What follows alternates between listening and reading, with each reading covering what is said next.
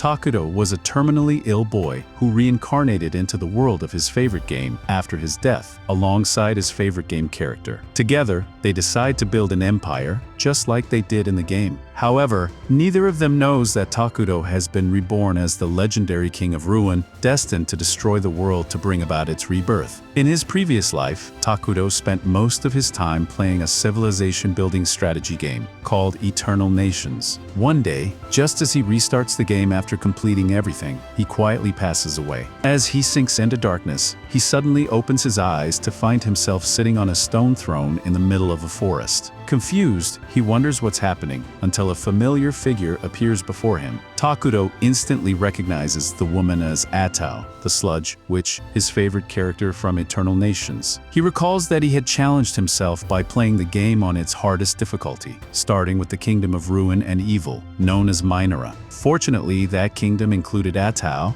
a character initially weak but capable of absorbing the abilities of her defeated enemies to become the strongest by the end. Atao addresses Takudo as her king, leading him to wonder if this is some kind of roleplay. However, Atao reassures him, saying there's no need to overthink things because she already knows everything: his name, his history, and the fact that he was a hardcore player who completed the game on nightmare difficulty with the most challenging civilization. Takudo is stunned that she knows about his status as a player and her existence as a character from the game. She even remembers all their games together, his playstyle, his strategies, and all the times he called out to her through the screen. Overjoyed that he can now speak to his favorite character in person, Takudo asks if this is heaven and whether she summoned him here. But Atao reveals that she herself was summoned to this world and suspects that it resembles Eternal Nations. She then kneels before Takudo, holds his hand, and declares that since they're together, it doesn't matter where they are, they should build a civilization just for themselves once more. Encouraged, Takudo accepts the idea, asking Atao to serve him in creating a glorious civilization. She happily agrees, playfully acting like a badass witch and pledging her loyalty.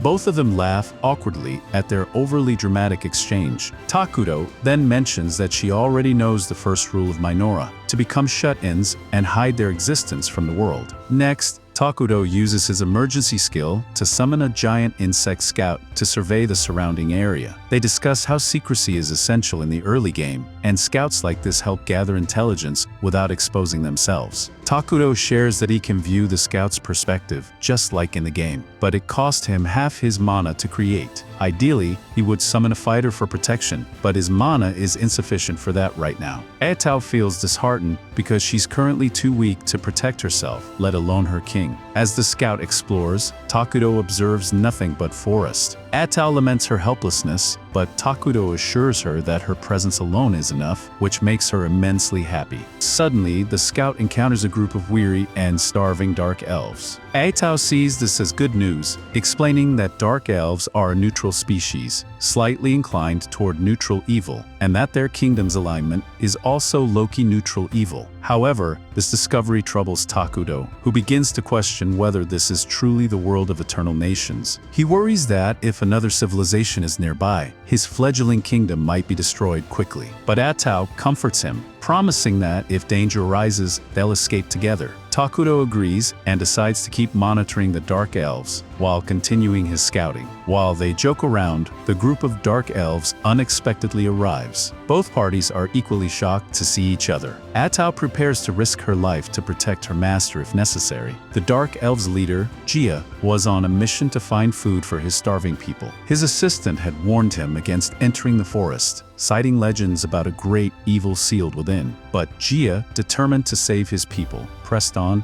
only to encounter Takudo and Atao, whom he perceives as avatars of evil. In his eyes, Takudo appears as a shadowy silhouette, confirming the terrifying legends. Fearing for his people, Gia quickly kneels before Takudo and introduces himself, with his followers doing the same. He apologizes for trespassing. Atao puts on a tough front, calling it wise of them to know their place. She bluntly asks why the Dark Elves have come, prompting Gia to hurriedly explain their plight. Atao, growing impatient, urges him to get to the point, intimidating him further. Gia reveals that his clan was unjustly banished by the council and remains persecuted. They were forced into these cursed lands for safety, but their food supply ran out a week ago, and now they are on the brink of starvation. When Takudo asks if they've endured great hardships, Gia freezes with fear, but Atau commands him to answer. He explains that his people only wish to live in peace, yet they suffered greatly, leading them to this desperate situation. Gia wonders whether Takudo will be cruel to them as well, but to his surprise, Takudo throws some apples at him, telling him to try them because they're delicious. Gia has never seen apples before and is hesitant, but his followers lack his patience. They eagerly devour the apples, exclaiming how sweet they are. Then, Takudo suddenly creates some pears, leaving Gia completely stunned. Atau scolds Gia, asking why he isn't eating the fruits that her master has so graciously provided. Bowing before Takudo, Gia explains that many in his tribe are starving, especially the children, and he wishes to feed them first. Moved by pity, Takudo begins summoning a massive amount of food, shocking both Atau and Gia. As a dark elf, Gia had always faced discrimination, with others assuming his people belonged to the dark side. No one had ever shown them such kindness. Overwhelmed, Gia asks who Takudo really is, but Takudo simply tells him to take the food back to his people.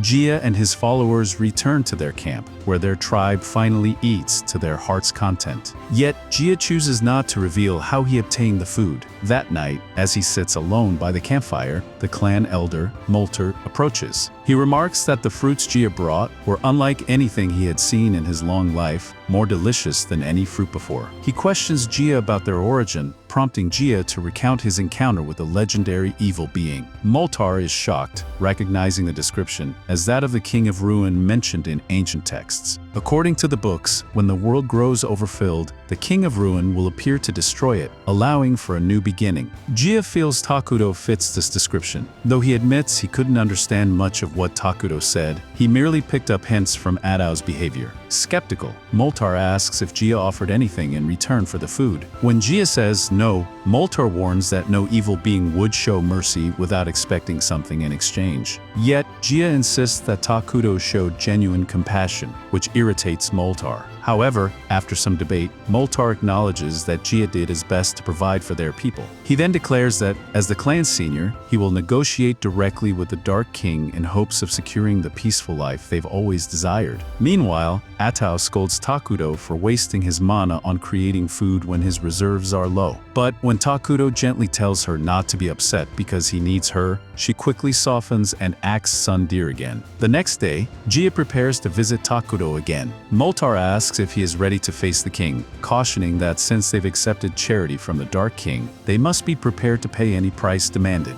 Gia objects, claiming Takudo never mentioned any price, but Moltar retorts that it's natural for evil beings to ask for compensation for their deeds. Nevertheless, he agrees that their survival depends on Takudo, as no other place is safe. Unbeknownst to them, Takudo's insect scout has been monitoring them the entire time. He recalls the scout N, upon learning that the elves are on their way, nervously hopes they'll simply take the food he prepared and leave quietly. Admitting that he struggles to communicate well, he asks Atau to handle the negotiations to maintain the image that the king doesn't speak directly to lesser beings. Soon, Moltar and Gia arrive. The old elf greets Takudo with a formal salutation, thanking him for the food. He asks for the name of their benefactor, and with Takudo's permission, Atau introduces him as the King of Ruin. Both dark elves are shocked, their fears seemingly confirmed. Atau bluntly tells them to take the food and leave, as it won't last long anyway. However, Moltar insists on repaying Takudo's kindness, asking what they can offer in return. Atau scoffs, saying they probably have nothing of value worthy of satisfying her king. When she challenges them on whether they possess anything of worth, Moltar hesitates, ashamed that they have nothing left. Seeing his hesitation, Atau glares menacingly and accuses him of plotting something. Moltar panics and Takudo realizes that the negotiation is spiraling downward. He pulls Atau aside to discuss a new strategy. She gets annoyed, accusing Takudo of being too soft and warning that these losers will become obstacles. She even suggests killing them and placing their heads on pikes around their base, but Takudo rebukes her, joking that she's acting like that one Austrian painter. He argues that the elves just want to coexist peacefully and are offering repayment out of gratitude. Instead of giving them food for free, he proposes they establish a system where the elves pay in a manner they can manage, which would foster a healthier relationship. Though reluctant, Atau concedes and informs the elves that her king has decided to accept their offerings. Seeing the relief on Molter's face, both Takudo and Atao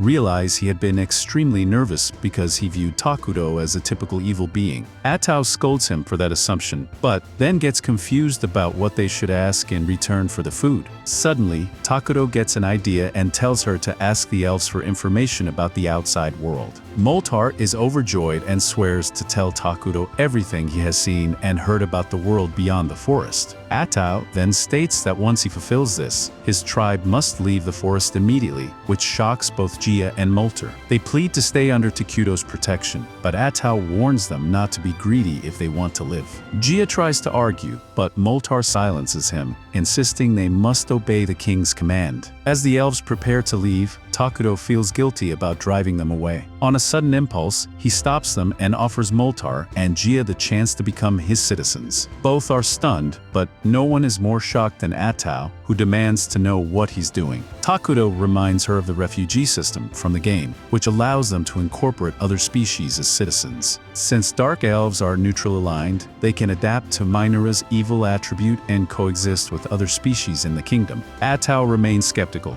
noting that evil-aligned species often fight amongst themselves. But Takudo points out that their main species, the homunculi, are unsettling creatures, human-like beings pieced together poorly, and they can't spend all their time with such eerie beings. As soon as the image of the homunculi flashes in her mind, Atao immediately agrees. Turning to the elves, she explains that Takudo plans to build a kingdom here and is willing to accept them as citizens if they pledge their loyalty. Moltar asks what that entails, and Atao bluntly tells him they'll become evil beings, but assures them it's more fun than they might think. Soon after, Takudo and Atao visit the dark elf settlement, where everyone is terrified of Takudo, some faint just from seeing him. Taking his throne, with Atao at his side, she declares that the dark elves will now be citizens of Minora. She checks with Takudo one last time, and upon his approval, the elves are officially integrated into his kingdom. Atao congratulates them, telling them that their survival and safety are now guaranteed by their king. Gia, however, wonders aloud if that's all, since he doesn't feel any different after becoming an evil being. But the moment he speaks, a surge of hatred wells up inside him, and the others directed toward those who hurt and persecuted their kind. The two normal elves with them watch on in concern. Seeing their struggle, Takudo asks if they are alright. Gia is moved to tears, realizing that someone finally cares for him and his people. The dark elves cheer for Takudo, tears streaming down their faces, while Takudo feels a bit overwhelmed. A few days later, Takudo receives a map of the continent from Molter, and he immediately collapses in despair upon seeing it. Atao asks what's wrong, and he tells her to look. Their starting position is terrible. They are on a continent already occupied by two massive and powerful civilizations: the Holy Kingdom of Qualia, a human nation worshipping the god Arlis, known for their hardcore good alignment, and Elnan, an alliance of elementals and elves devoted to nature, also aligned with the good side. Atao panics, realizing that if either of these civilizations discovers them, they'll be wiped out instantly. She collapses alongside Takudo, but he manages to calm down, reasoning that as long as they remain hidden, they can grow stronger. In the game, their primary species, the homunculi, were too dumb to conduct meaningful research. But with the dark elves on their side, things might improve. Soon, the dark elves visit Takudo again, this time with Gia introducing his assistant, Emily, a knowledgeable and scholarly elf familiar with other kingdoms. Atao praises their dedication and declares that from now on, they'll have important responsibilities, because that's what Takudo wants. First, she appoints Moltar as the head of internal affairs, noting that she has high hopes for him, especially since he knows magic. Then she names Gia the head warrior of Minora, tasking him with building a strong army. Recruitment is left entirely up to him, and Gia eagerly boasts that he'll slay their enemies and display their heads as trophies. Takudo, however, is already grossed out by the idea, prompting Atao to clarify that their king prefers peace.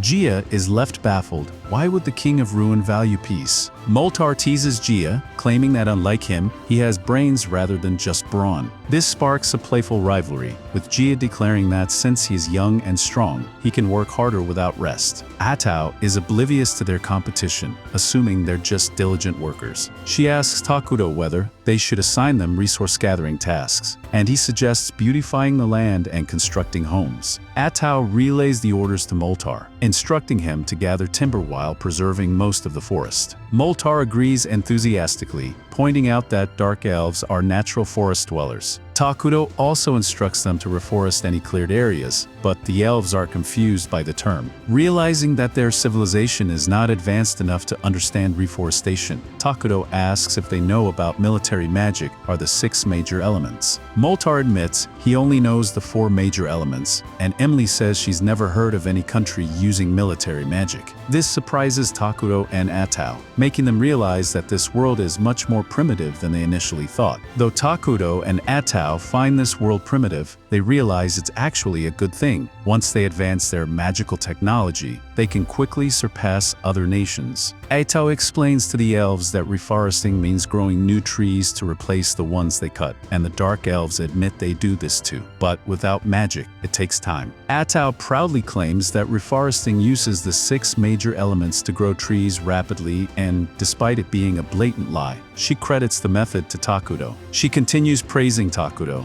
reminding everyone that he created the unique fruits they ate earlier, and casually mentions that grapes are her favorite. Emler agrees with Atau, sharing that she planted some grape seeds, and surprisingly, a few plants have already sprouted. This surprises Takudo, who hadn't expected anything to grow in this environment. But then a thought strikes him. Since he can magically create fruits from earth, perhaps he can create other things as well. Testing this, Takudo conjures a coin and realizes he can produce gunpowder and other scientific materials too. This means he can propel their civilization's advancement far beyond others. Meanwhile, over in the Holy Kingdom of Qualia, trouble is stirring. Saint Selena leads a band of knights to snowy foothills to eliminate monsters threatening nearby villages. When goblins charge at her, she raises her staff and incinerates them with her holy flame, which ascends into the sky and disperses in the clouds. Where the flames scorch the earth, flowers bloom, enchanting the knights. The knight captain explains that Selena's powers not only burn evil, but also create flower fields, which is why they have a strong alliance with the elves. Afterward, Selena advises the cardinal to send paladins southward because she recently foresaw a bad omen regarding the cursed forest. The cardinal refuses, citing that the forest is too far and he needs higher authorization to deploy paladins. Selena threatens to go herself, forcing the cardinal to relent and promise to send the troops he personally commands. Back in Minora, Takudo and Atau focus on developing their territory, beginning with building houses for the Dark Elves. A temporary throne room is already built around Takudo's throne, and he eagerly looks forward to hosting meetings with his key subjects. Soon,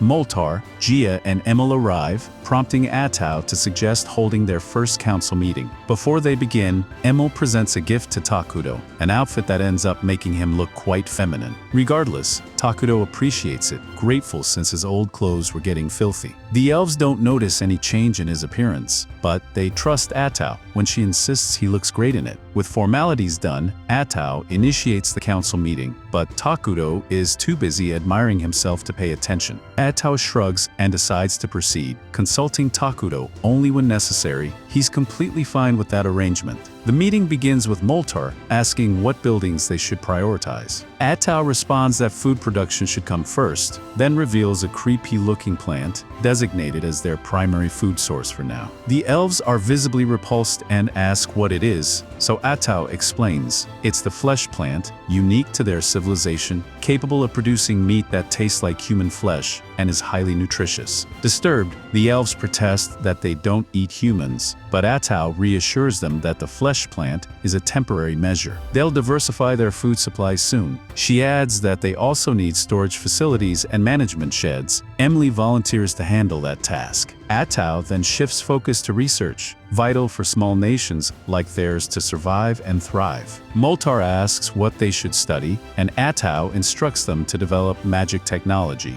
Takudo is visibly excited, and Moltar, being a mage, vows to impress him. Moltar asks for clarification, so Atau elaborates. They'll research military magic. While conventional magic targets a few enemies at once, military magic can obliterate entire cities and reshape the terrain for tactical advantage. She orders Moltar to gather talented mages among the elves and start immediately. Fired up, Moltar is eager to craft magic that doesn't exist yet. Next, Atao raises the topic of military strategy, which excites Jia since it's his domain. But Takudo immediately intervenes, stating they won't heavily invest in the military just yet. Atao explains that armies are costly to maintain and unproductive during peacetime. Jia counters that their current forces are too weak to defend Takudo, and Moltar agrees, noting that both he and Jia have bounties on their heads, making them targets. Understanding their concerns, Takudo decides to create a hero instead. Atao agrees, explaining that although summoning a hero is expensive, they require no upkeep, ideal for their current situation. The elves are unfamiliar with the concept, so Atao describes heroes as powerful beings who directly serve the king. There are specific conditions for summoning each hero, but she is confident they'll meet them soon. Takudo reflects that mana is the key to everything in this world, and a kingdom gathers mana from its citizens. The happier they are, the more mana is collected. Determined, Takudo vows to make Minora the happiest kingdom on the continent. Meanwhile, back in the Holy Kingdom of Qualia, a junior paladin named Lonius is chosen for the investigation team, heading to the Cursed Forest. A senior paladin named Vertil accompanies Lonius on the expedition, and his favorite pastime is teasing Lonius, who is strict and overly formal. Vertil grumbles that the church is sending an awfully small investigation team, just 2 paladins and a handful of mercenaries. He believes the church should take Selena's prophecy more seriously. Lonius agrees, but admits they have no way of knowing what the higher-ups are thinking. He knows that if the mission succeeds, they'll be handsomely rewarded, but if they fail, all the blame will certainly land on him. Meanwhile, back in Minora, Takudo inspects the progress of his growing civilization. He feels nostalgic, having watched this phase countless times on screen during the game, but now he's experiencing it firsthand. Emily gives him a tour, proudly explaining that dark elves are skilled at building houses on trees. However, construction is slow for now because they're focusing their efforts on cultivating the flesh trees. She adds that the trees are thriving and the storage and management facilities are complete. Emily also reveals that the elves discovered a freshwater spring nearby and are testing if they can draw water from it. As for magic research, Moltar and the other mages are diligently working in the newly established research building. Takudo is pleased, especially to see that the elves, who once looked so exhausted, now appear happy and lively. When he points this out to Emily, she bursts into tears of joy, which flusters Takudo, though she quickly regains her composure and resumes the tour. Next, she takes Takudo and Atao to the flesh tree farm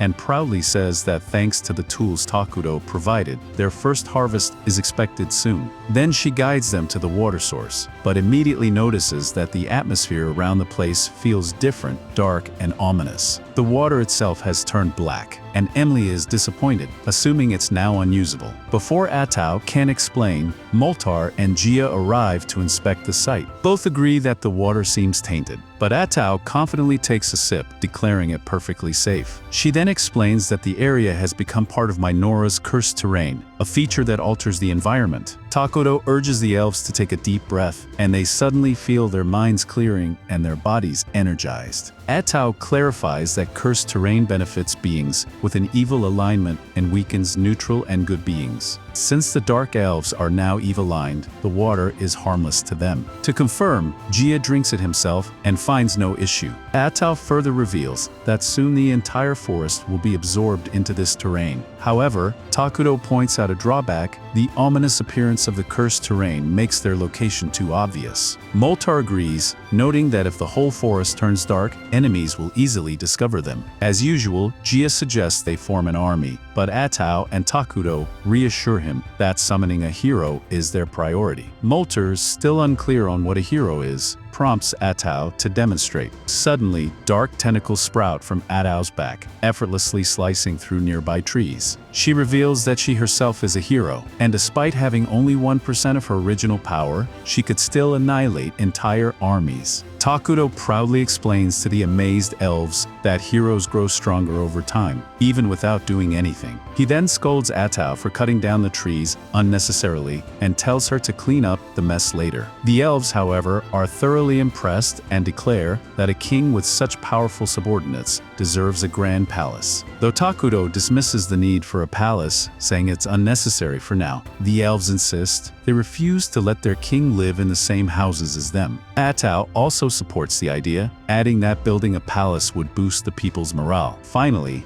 Takuto agrees, joking that while he'd love to have a flying fortress someday, a regular palace will do for now. Along the way, Veldas compliments Lornias on doing a great job hiring so many mercenaries. Lornias responds that it wasn't easy, especially since most of the mercenaries in the region are currently stationed up north. A sudden appearance of barbarians in the northern provinces has led to widespread village raids, prompting the Saint and her army to be dispatched to deal with the threat. Still, the situation there remains grim. One of the mercenaries comments that he's glad they aren't the ones fighting the barbarians. Another mentions that the pay might be worth the risk, though there are unsettling rumors of a witch being seen in the north, something none of them want to face. Veldas brushes off the concern, reminding them that they're heading to the southern cursed lands, not the north, so there's no reason to worry about the witch. The group later arrives at a nearby town to rest for the night. While eating dinner, Lornias brings up the topic again and questions the mercenary Bargo about the witch rumor. Bargo admits it's just gossip. People say a witch is behind the chaos in the north. Lornias finds that hard to believe, arguing that no single person could cause that much destruction, especially with the Saint on the scene. Bargo agrees that it's probably nonsense, but adds that if a witch is real, she would be incredibly dangerous. He also finds it odd that the kingdom sent 2 holy knights on such short notice to investigate lands like these. He asks Veldas for clarification. If this mission is even remotely similar to fighting a witch, Bargo wants no part of it.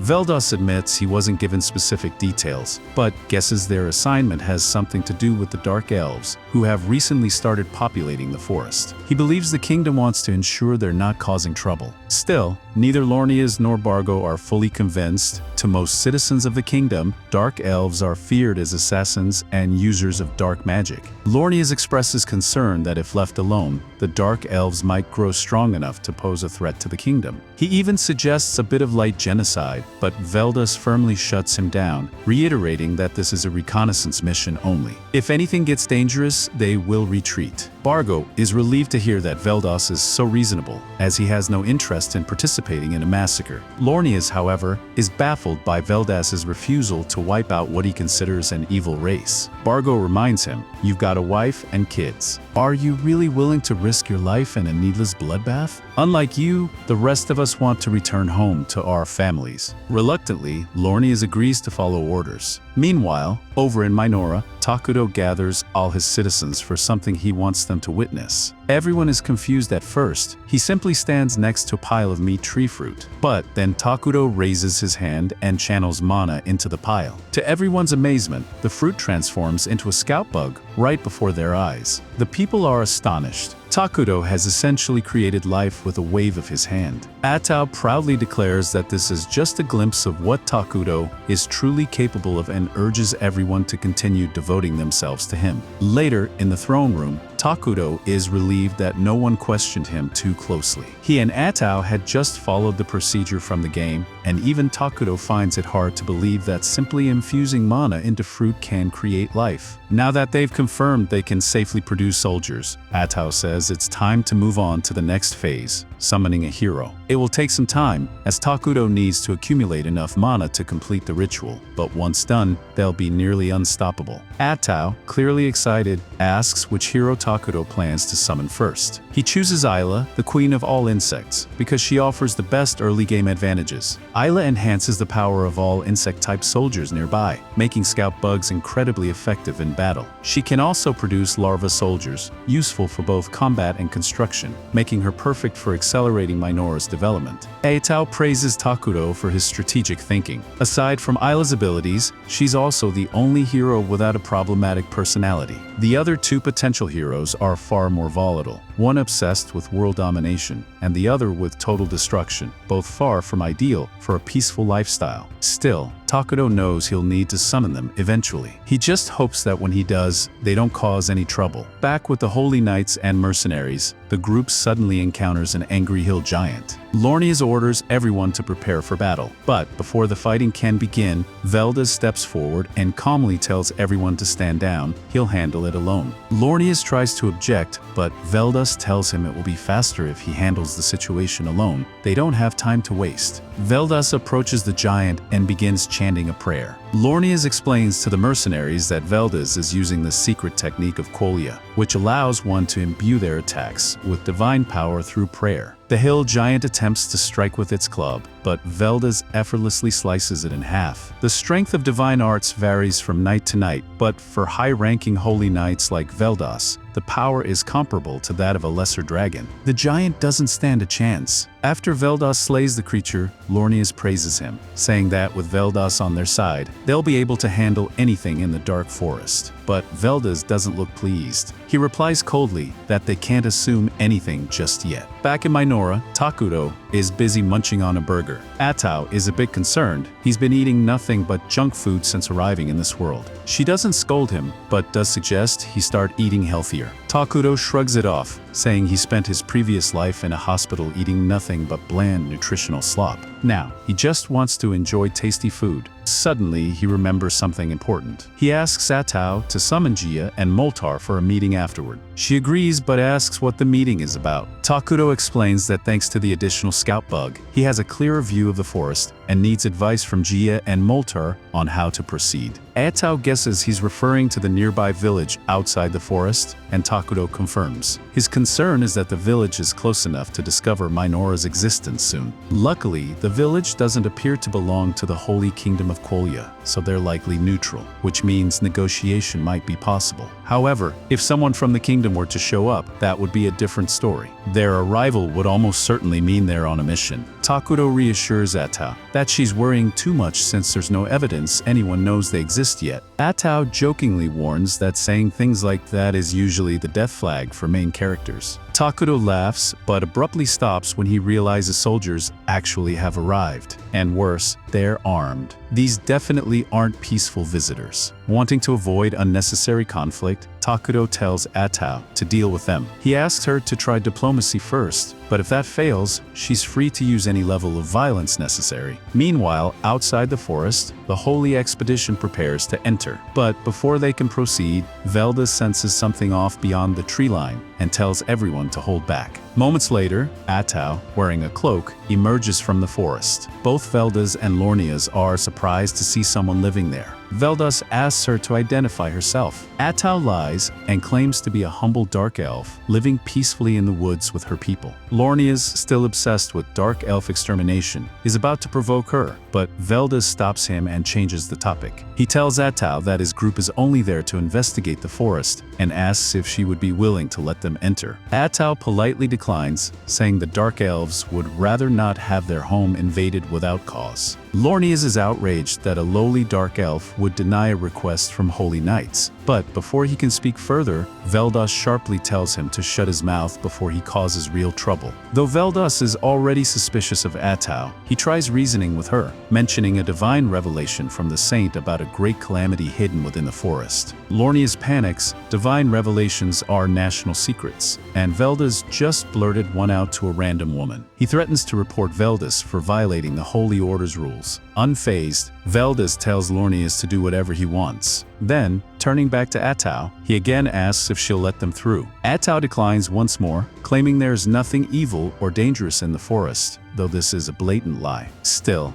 Veldas decides not to argue. He tells the group they're heading back. Veldas isn't naive. He knows Atao is highly suspicious. But he also knows that when a lone cloaked figure confidently confronts an entire expedition, it's best not to pick a fight. This is a tactical retreat. Unfortunately, Lornias doesn't grasp that. Instead, Lornias accuses Veldas of abandoning the mission and declares he's stripping him of command. He orders the mercenaries to follow his lead into the forest. And since Lornias was the one who hired them, they reluctantly comply. Personally, I'd quit on the spot after seeing how shaken Veldas was. But Lornias takes it further and commands the men to seize Atao for defying him. They move in on her, ignoring Veldas's warnings. Despite her efforts to resolve things peacefully, Atao realizes she has no choice left. In the next instant, Lornias wakes up lying in a pool of blood. He's somehow still alive, but the other mercenaries aren't so lucky. Atau has stopped holding back. Veldas shouts for someone to report to the kingdom, but Bargo informs him all the messengers were already taken out by Atau, and the survivors are too slow to escape,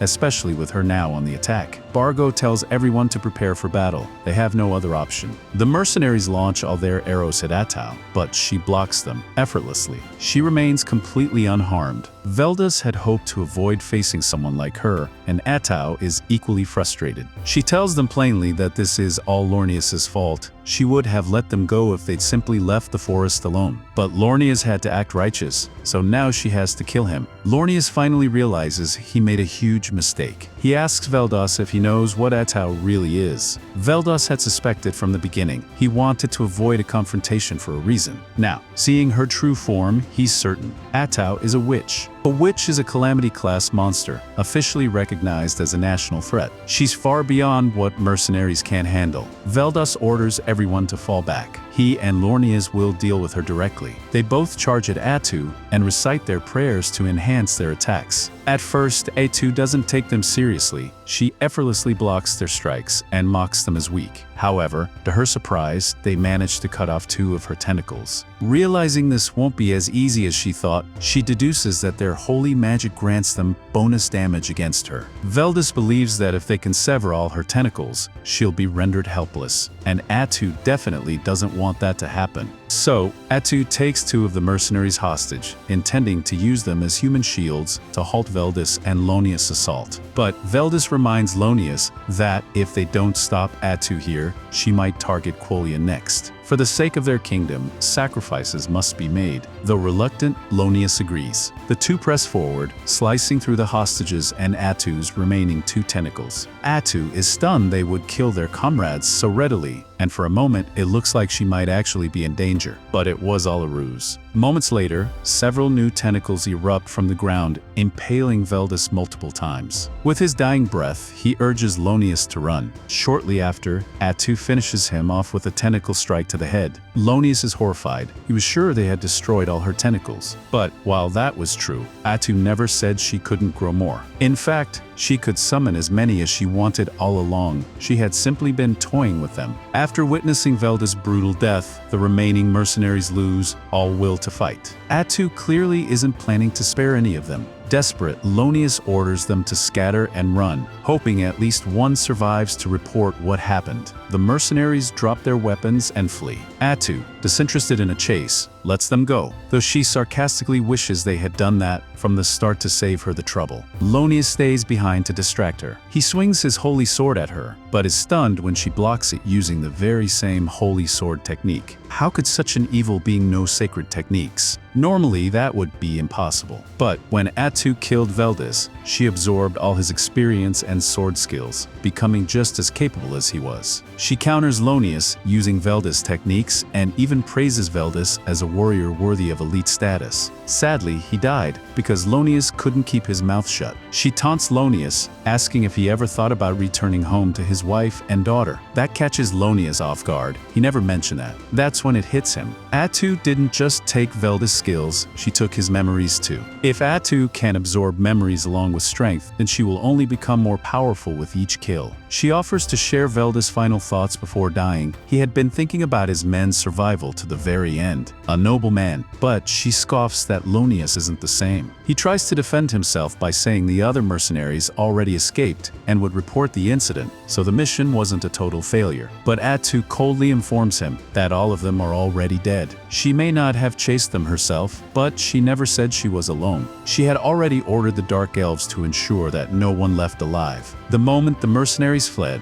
they were hunted down and killed. Lornias falls into despair as he realizes he's the last one left. In a final act of desperation, he swings at Atau's head, but she's thoroughly enjoying his despair. She quickly subdues him. Before killing him, she rubs salt in the wound by telling him how things could have gone if he had listened. Everyone would have returned home safely. He would have seen his wife and daughter again. They'd have lived peacefully, never knowing the horrors of the forest. But Lornias chose another path. So now she's going to kill him, then she'll find and kill his family too, using Veldas memories to locate them. Atau smugly says she's petty enough to follow through on her threats. In fact, she might even kill all the villagers Lonius passed through on his way here. As they suffer the most agonizing deaths possible, she plans to make sure they all know it was caused by Paladin Veldis and Lonius. Lonius breaks down and screams, begging Attu not to do it, but she grows bored of tormenting him. Eventually, she ends his life just to shut him up.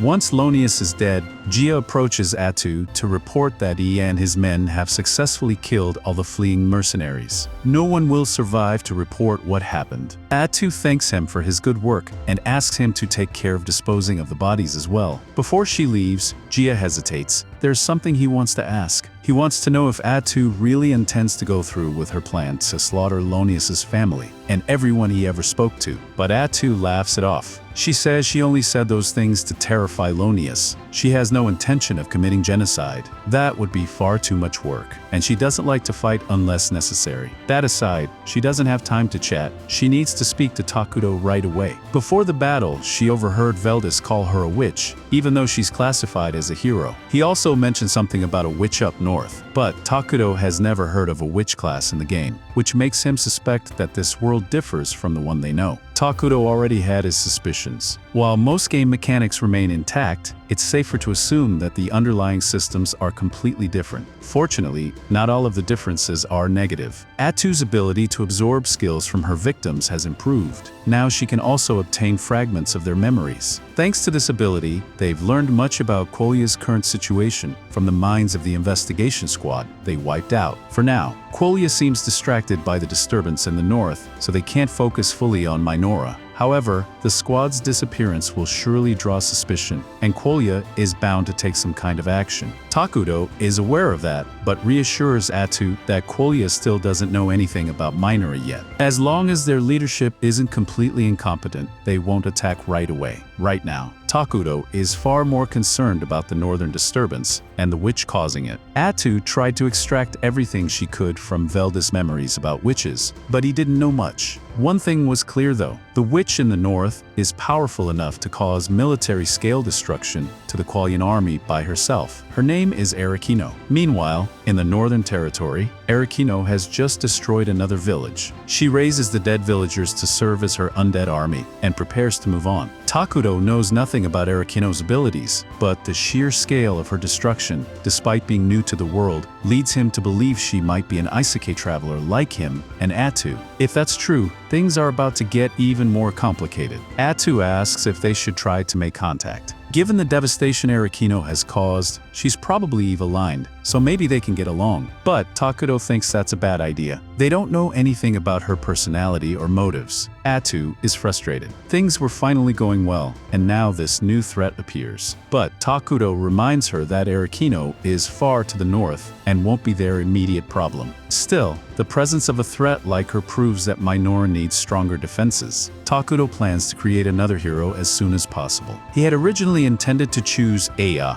but with recent developments, he might need someone more combat-oriented. He also realizes that his strategy of remaining hidden must be reconsidered, especially with unpredictable threats, like this witch emerging. To prepare, he's considering an alliance. Quolia is out of the question after what Attu did to their paladins, but the nation east of the forest is neutral and hasn't interacted with Minora yet. Once the palace is completed, Takuto plans to investigate that nation and assess the possibility of forming diplomatic ties. Meanwhile, in that eastern city, barbarians launch an attack. The city's staff-bearer wipes them out with a bolt of lightning, earning praise from the citizens. But she warns them not to celebrate just yet. They still have a long road ahead. Back in Minora, Attu and Takuto finish their conversation. Before leaving, Attu apologizes. She knows Takuto dislikes unnecessary violence, and she admits she got carried away when dealing with the paladin. But Takuto just stares at her blankly and asks why he would care. Attu is instantly reminded. While Takuto may seem kind, he is, after all, the embodiment of evil. Very little actually disturbs him. Before long, Takuto's palace is finally completed, marking the start of his kingdom's true advancement. He's thrilled. He's always dreamed of having a grand palace. Attu reassures him that one day it will grow so large it could pierce the heavens. However, all this talk about the palace makes Atsu realize something important. Despite being king, Takudo still doesn't have a single attendant. It would be strange for a ruler to have no personal servants, so she asks if he has any preferences for one. Takudo, somewhat sheepishly, says he's fine with anyone as long as they're easy to talk to. He admits he's a terrible communicator. In fact, he hasn't had an actual conversation with any of the dark elves since arriving. Atsu suspects this is mostly because he appears to them as a mass of negative energy. Regardless, Atsu promises she has the perfect plan. Takudo is uneasy about how enthusiastic she is, but decides to see what she comes up with. Without hesitation, Atsu summons Gia, Molter, and Emil, ordering them to gather all the young girls in the village because the king desires them. Both Takudo and Gia are stunned by this command. Gia, wanting to give Takudo the benefit of the doubt, asks Atsu why she's making such a request. Atsu explains, though poorly, that she chose young girls because she thought it would be easier for Takudo to practice speaking with them. But instead of saying it plainly, she boldly declares that Takudo likes young girls, making the situation sound far worse. Alarmed, Takudo quickly stops Atsu before she can make things worse, insisting she explain the truth without making him sound like a degenerate. Once Moltar and the others hear the real story, they are relieved to learn that Takudo simply wanted a servant who would be easy to talk to. He suggested children because the kingdom is short on laborers, and he didn't want to take away capable workers from important tasks. Young children who can't contribute much yet seemed like the best option. Impressed by his thoughtfulness, Moltar and the others agree to bring him the children. Takudo looks forward to finally having people to converse with. Unfortunately, there's one major flaw in his plan. He still looks like a walking calamity to normal people. The moment the children see him, they burst into tears. Feeling awful about the whole incident, Atsu asks Moltar if there are any children who wouldn't scream at the sight of their king. Sadly, given the circumstances, Moltar can't think of anyone suitable. Gia suddenly speaks up and asks if Takudo has met the twins yet. He admits he hasn't introduced them before because he didn't think they'd be appropriate attendants for a king. To put it bluntly, they have a troubled past, and he worried they might offend Takudo in some way. But given the current lack of options, Takudo tells him to call them in anyway. A few moments later, the twins arrive at the palace, introducing themselves as Kuria and Maria. While Kuria speaks with proper respect, Maria talks to Takudo casually, almost like he's an old friend. Atsu can tell at a glance that these two have been through a lot.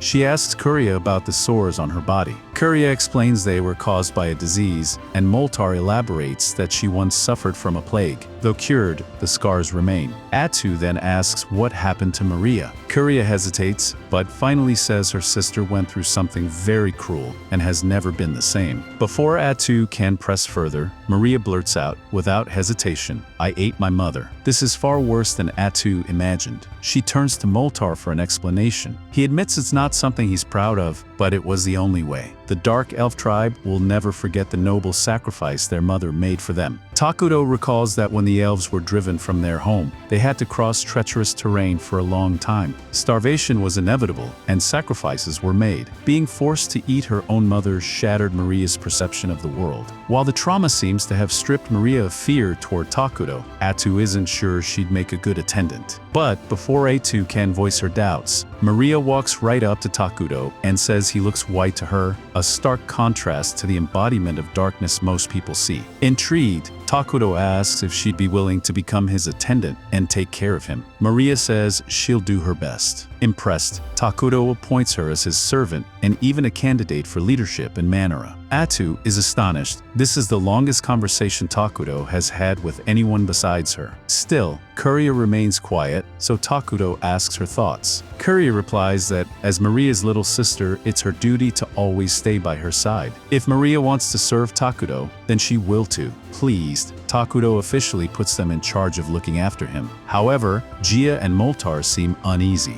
After the others leave, Moltar privately tells Takudo that ever since their mother's death, the twins have been completely numb, unable to feel even a shred of emotion. Serving him will come with challenges, but Moltar asks that Takudo treat them with patience until they can heal. Later, Maria and Kuria begin their duties. Problems arise almost immediately. Maria, trying to bring Takudo a glass of water, trips and spills it all over him. Kuria rushes to wipe him down and apologizes, explaining this isn't the first time Maria has done something like this. Takudo reassures them that he isn't upset.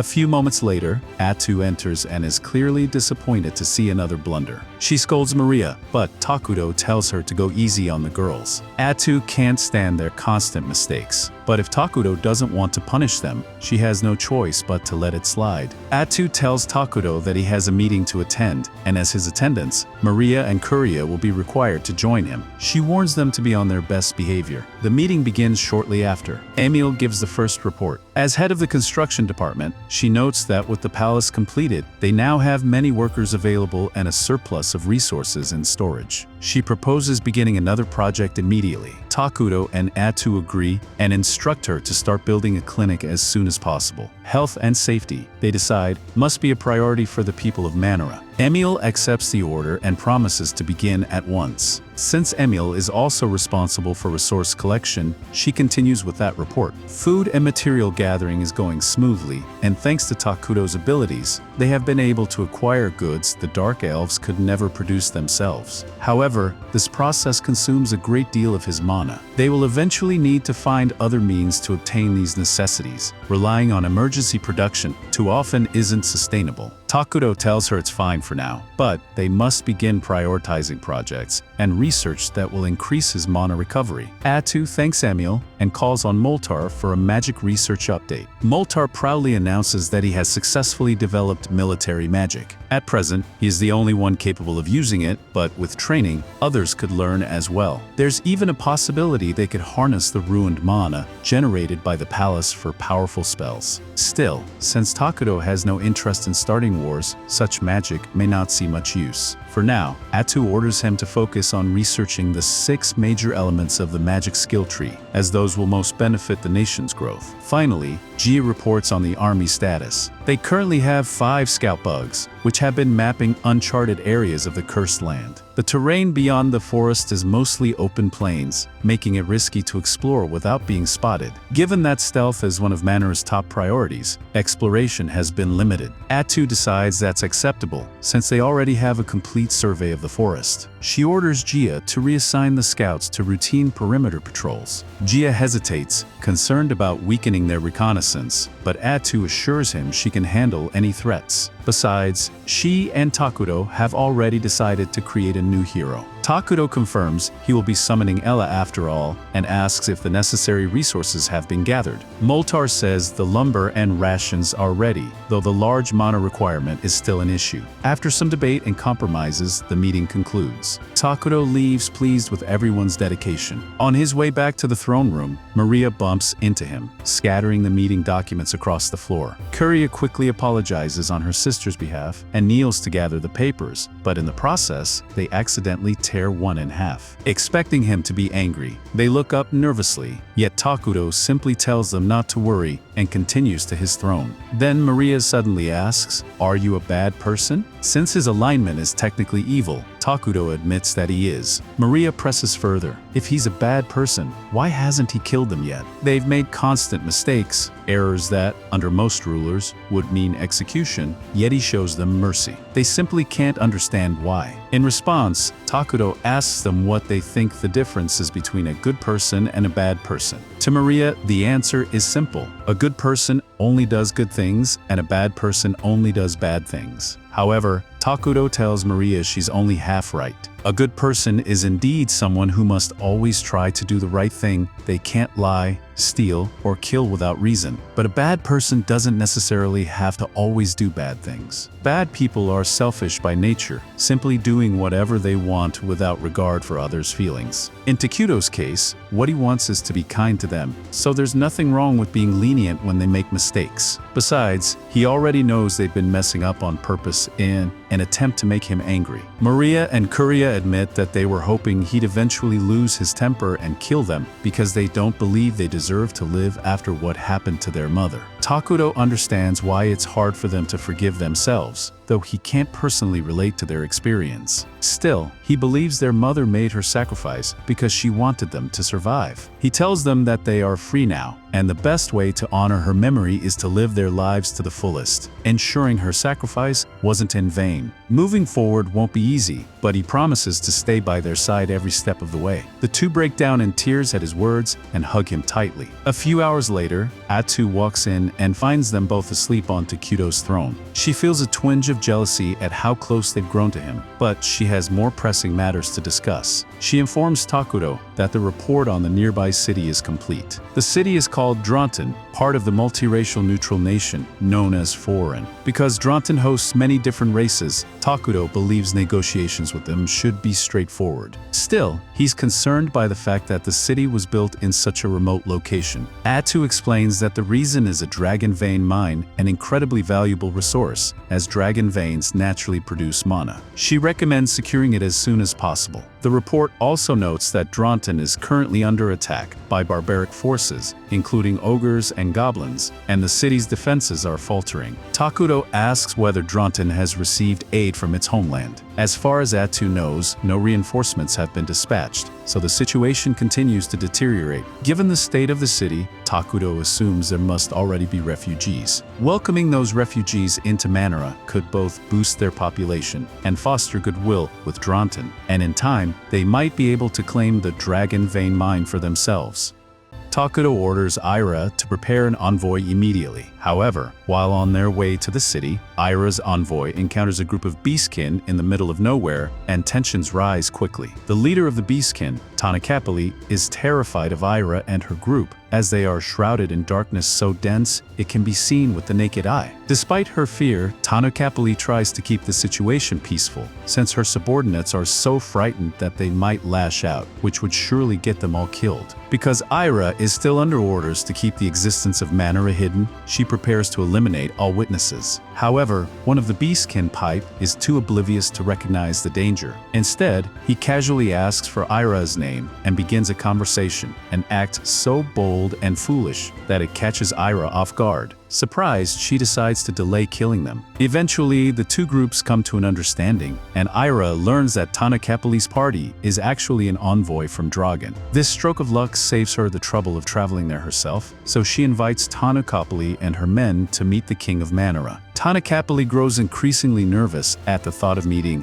a king powerful enough to command someone like Ira. When she finally meets Takuto, her fears intensify, as all she perceives in him is an endless abyss of darkness. She begins to regret her earlier decision to accept the invitation. Before encountering Ira, Tanakapali's group had been attacked by a giant in the barren lands. Pipe, one of the staff bearers, used grass magic to knock the giant down. Unfortunately, his lack of intelligence kept him from finishing the fight. Instead, he climbed on top of the creature and demanded praise for his magic. Predictably, the giant broke free and hurled him to the ground. Just as the monster was about to crush him, Tanakapali intervened, pinning it to a rock with a combination of grass and earth magic. She then smacked Pipe on the head, scolding him for his reckless behavior. As the only young staff bearer, the lives of many could one day depend on his actions, yet he failed to understand the weight of his responsibility. If Draen continues to suffer these giant attacks, the nation may face destruction. The only lead they have is a rumor about a calamity appearing in the Cursed Lands. Determined to investigate, Tanakapali had forced Pipe to accompany her,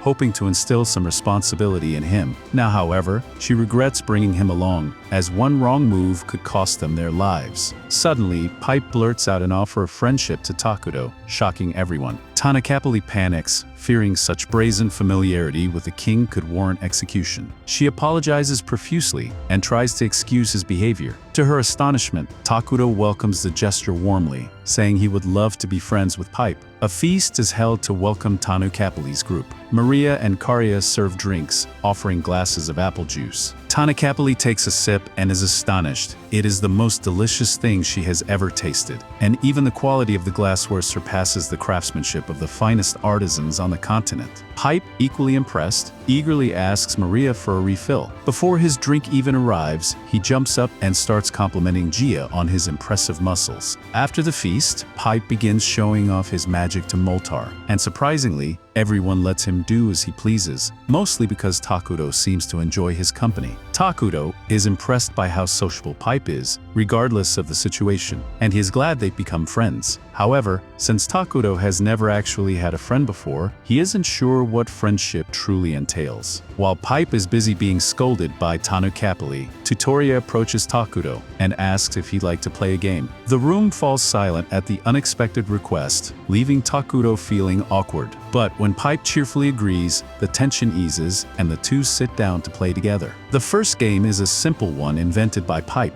Each takes a blade of grass, and they pull them against each other to see whose grass breaks first. Tanukapali worries that Takudo might find such a trivial game insulting, but he ends up having a great time. They continue playing for a while, and later Pipe tries out several games designed by Takudo. He thoroughly enjoys them, and even suggests that Takudo could sell these games in Draen. Before he can say more, Tanukapali cuts him off, reminding him that it isn't his place to make such decisions. Still, Takudo is pleased Pipe mentioned trade, since he already intends to establish relations with Draen. Yet, he also knows he must set aside his personal friendship with Pipe and act as a ruler during negotiations. Once the meal is finished, Ira, sometimes referred to as Atau, questions Tanukapali about the purpose of her journey. Uneasy, she explains that her country has been under constant attack by barbarians. Ira is surprised, as barbarians usually avoid large cities. Tanukapali clarifies that this unusual aggression is exactly why she came to investigate. Takudo then asks whether this means Draen lacks the military strength to deal with the threat. The question causes Tanukapali to panic inwardly. If Takudo learns how dire their situation truly is, Manara might attempt conquest instead of alliance. She lies, claiming Draen still has the strength to repel the barbarians, but the strange nature of their attacks warranted an investigation. Her explanation manages to convince everyone that Draen can still hold its ground. Unfortunately, Pipe blurts out that earlier, Tanukapali told him their country would be doomed if they couldn't uncover the reason behind the barbarians' assault. This slip embarrasses her, but Takudo and Ira reassure her that Manara has no intention of conquering other nations, as their focus is currently on domestic stability. Still, they cannot ignore the problem. If Draen falls, Manara would likely be next. Shocked, Tanukapali asks if this means Manara will aid them. She admits that because of their overextension in building a town near the Dragon Vein, Draen is vulnerable and may not endure much longer. Ira then turns to Takudo, asking his opinion. Takudo answers that since Pipe is his friend, he will offer as much aid as necessary. Overjoyed, Tanukapali asks what Manara wants in return. Ira casually responds that they seek rights to the Dragon Vein,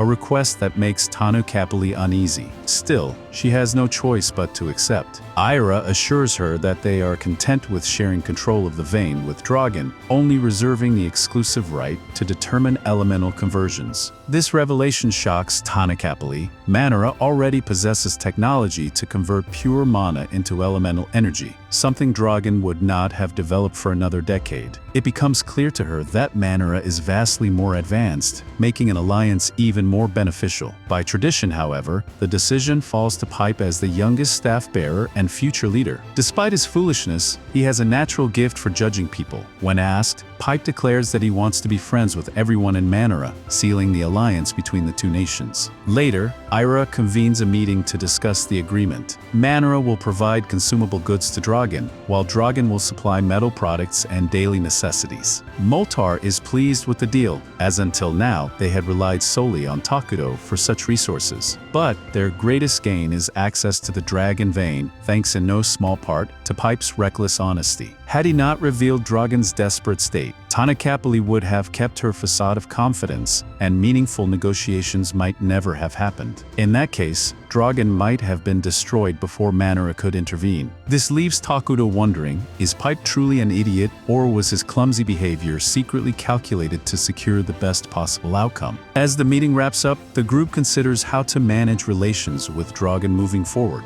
Maria and Karya admit that, despite the negotiations, none of them know much about Dragen's culture or values, an essential aspect of sustaining an alliance. In the game, Takudo only ever had to click a button to establish friendly relations, so it never occurred to him that he'd have to actively work to maintain an alliance in reality. Since they still know very little about Draen, Isla, Atau suggests that their first step should be to investigate its capital, Crescent Moon. However, because the city is far from Manara, such an investigation would take a long time. Takudo decides to put that aside for now, saying their top priority should be helping Draen fight off the giants. But Moltar points out that visiting another nation isn't something they can do impulsively, as proper diplomatic protocol must be observed. At that moment, Maria and Karia raise their hands and suggest going under the pretense of simply playing. As childish as it sounds, the idea has merit. If they present the trip as an informal greeting before sending an official delegation, they could depart right away. Moltar volunteers to go, but Takudo declines. To another nation, Moltar would appear as Manara's highest-ranking magical chancellor, making him too important to serve as a casual messenger. The same reasoning applies to Gia and Emil, whose positions are equally critical. What they need is someone Takudo trusts, but who isn't considered too high-ranking. Once again, Maria and Karia volunteer. Takudo immediately refuses, concerned for their safety. Ira, Atau, offers to go instead,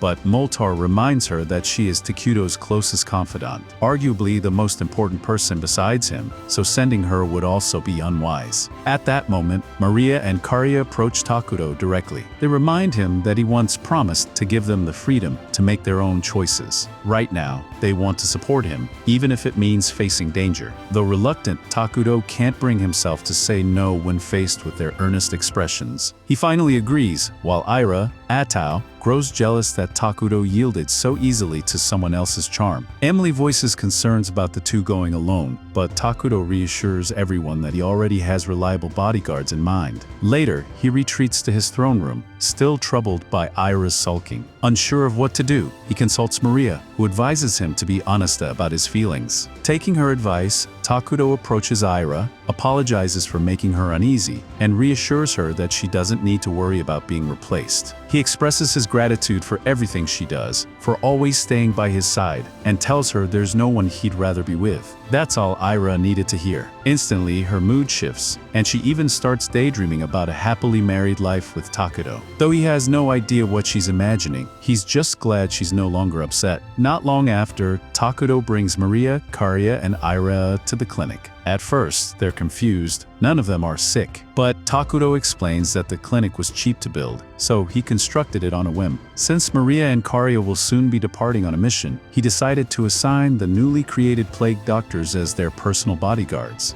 Takudo introduces the plague doctors to everyone and informs Maria and Karia that these medics are not only capable of treating injuries and diseases, but also of fighting to protect them during their journey. Ira Atau then steps forward and formally assigns the medics to guard Maria and Karia, while also instructing them to observe and learn as much about local culture as possible during their stay in Draen. The medics are thrilled by the mission, eagerly promising to blend in with the humans and study their ways. Amused by their enthusiasm, Takudo rewards them early by giving them proper names: Ichiro, Jiro, and Saburo. Overjoyed with their new identities, the three thank him excessively, though their boundless excitement makes both Takudo and Ira question whether sending them as guards is truly wise. Karia seems unimpressed by them, but Maria enjoys their antics, finding them entertaining. Meanwhile, in Draen, the mayor, an elf named Antic, is having a meltdown after being buried under paperwork for an entire week. She had taken this position believing it would free her from the strict traditions of elven society, and perhaps even allow her to find a husband. Instead, she now suffers from back pain, endless desk work, and a growing drinking problem.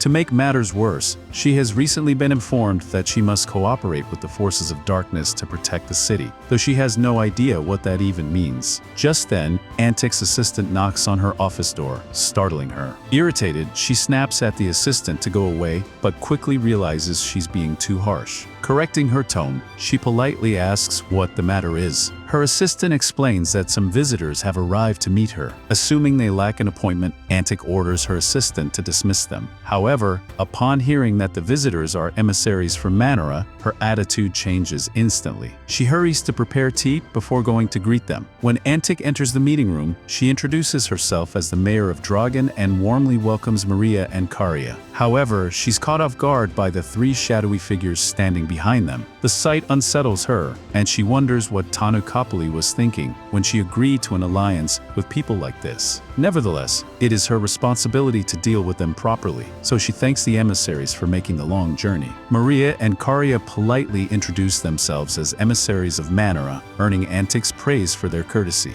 Internally, however, Antic notes that they are dark elves. Suspicion gnaws at her as she assumes the three figures behind them are assassins, but she hides her concerns and maintains a friendly demeanor. She apologizes for not having prepared a proper welcome ceremony, explaining she didn't know of their arrival. The twins assure her they don't mind. Then, Antic remembers that Tanu Kapali once mentioned twin dark elves who were being trained by the king to become leaders of Manora. Realizing these are the very twins before her, she panics slightly. If she were to offend them, it could jeopardize relations between Draen and Manora. Nervously, she asks about the purpose of their visit. Since there isn't an official reason, Karia hesitates, unsure what to say. At that moment, Jiro steps forward and explains that they are there in response to Pepe's invitation to come and play. He clarifies that this trip should be regarded as two students visiting to learn about local culture, not an official diplomatic mission. Relieved, Antic realizes this means she won't need to begin formal negotiations about the alliance just yet. If the twins are here only as tourists, her burden is much lighter, though she still knows she must tread carefully to avoid offending them. Smiling, she tells Maria and Karia that they are welcome to stay as long as they like, even offering them a personal tour of the city. Maria and Karia ask if it is truly alright for the mayor to guide them herself, and Antic cheerfully assures them that she knows every corner of the city, making her the perfect guide. In truth, she wants to make a strong impression on the twins to strengthen Dragen's relationship with Manora, and this also provides her with a perfect excuse to escape her dreaded paperwork. There's no way she would pass up such an opportunity. The group spends the day touring the city, with Antic proudly showing Maria and Karia around. The atmosphere is light and enjoyable, and the twins seem to be having fun. Meanwhile, back in Manora, Takudo is buried under a mountain of paperwork of his own, but he makes sure to monitor how things are going with Maria and Karia. He is relieved and glad to see that they are enjoying themselves. That evening, Antic bids farewell to her guests, and once Maria and Karia return to their room, they begin reviewing the day's events. Karia asks her sister what she thinks of the city so far. Maria replies that the townspeople seemed anxious, carrying a sense of unease, complaints of food shortages, rumors of an impending enemy attack, and hope that the gnome would soon arrive to help. The plague doctors are surprised by how much information Maria managed to gather, since they hadn't seen her speaking with anyone directly. But Maria explains that she is simply skilled at reading people's emotions, and her judgments are rarely wrong. The medics are impressed. They hadn't realized she possessed such insight. At that moment, Jiro hands Maria a small bag she had asked for earlier. She pulls out a plant and explains that it is popple grass, a powerful narcotic that is banned in nearly every nation. Jiro sheepishly admits he had purchased it from a shady vendor in a back alley, not realizing what it was at the time. Alarmed, he scolds Maria, warning her that drugs are dangerous and she should dispose of it immediately. What concerns them most, however, is how easily the substance was obtained despite its prohibition. The group quickly concludes that someone within the city must be cultivating and distributing popple grass, which is highly dangerous. Karia is troubled, remarking how terrible it is for people to be doing such things when Antic is working so hard to maintain the city. Saburo adds that with criminal activity present, they will need to be even more vigilant in protecting the twins, as there is no telling what else could happen. The next day, the medics escort Maria and Karia to see the dragon vein, where they marvel at the breathtaking crystals glittering throughout the mine. But then, a man named Vesta approaches them and casually mentions that popple grass grows exceptionally well in this area. Remaining polite but firm, Karia greets Vesta and asks him to get straight to the point. Vesta introduces himself and reveals that he has heard they are emissaries of Manora. He adds that he believes this land will soon be jointly governed by Draen and Manora, and therefore he wishes to propose a business arrangement. His offer is simple: a partnership with the twins in cultivating popple grass. Intrigued, Karya decides to see how far he will take this. She calmly asks what benefits Manera would receive should they choose to cooperate with him. Vesta explains that popple grass sells for a high price in the market, so naturally Manera would receive a share of the profits. However, he also hints at other offerings he could provide. Karya presses him to specify what kind of offerings he means, but Vesta insists that such matters are too illegal to discuss in public.